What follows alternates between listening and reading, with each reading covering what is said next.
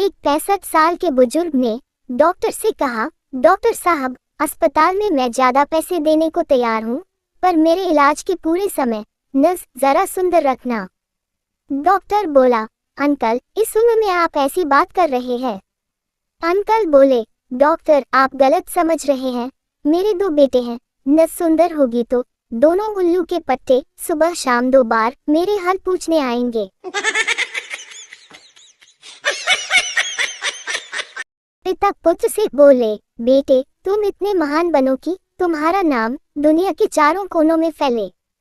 बेटा बोला, पापा, महान तो बन जाऊंगा, पर एक समस्या है। पिता बोले, वो क्या? बेटा बोला, दुनिया गोल है, उसके 4 कोने हो ही नहीं सकते, फिर नाम कैसे चारों कोनों में फैलेगा? आज मुझे बहुत गर्मी लग रही थी, तो मैंने कैलेंडर पलटकर दिसंबर का महीना लगा दिया, तब जाकर कुछ सुकून मिला।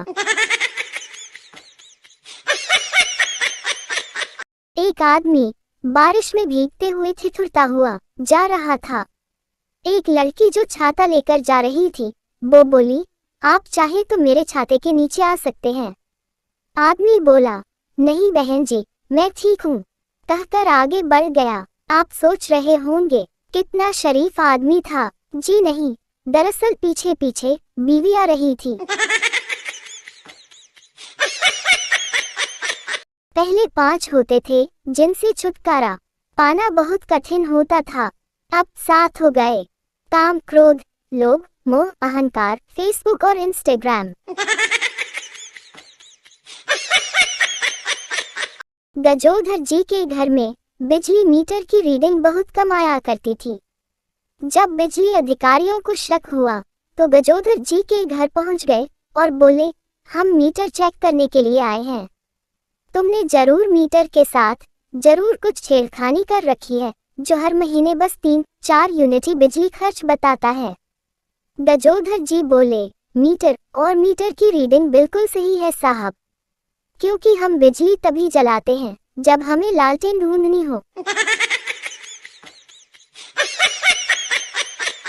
मरीज डॉक्टर से बोला, मेरी ऊपर वाली दाढ़ में कीड़ा लगा था, पर आपने नीचे वाली दाढ़ क्यों निकाल दी? डॉक्टर बोले, अरे बेवकूफ, वो नीचे वाली दाढ़ पर खड़ा होकर ही तो ऊपर वाली दाढ़ को खा रहा था, इसलिए। मरीज बेहोश।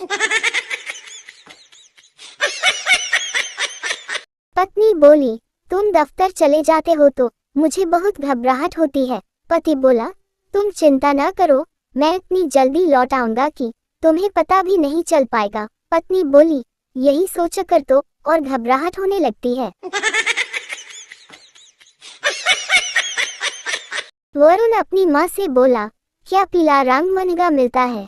माँ वरुण से बोली, नहीं, क्यों? वरुण बोला, पड़ोस वाली आंटी कह रही थी कि बेटी के हाथ पीले करने में 1-2 लाख तो लग ही जाएंगे। ये बात सुनकर माँ हुई बेहोश।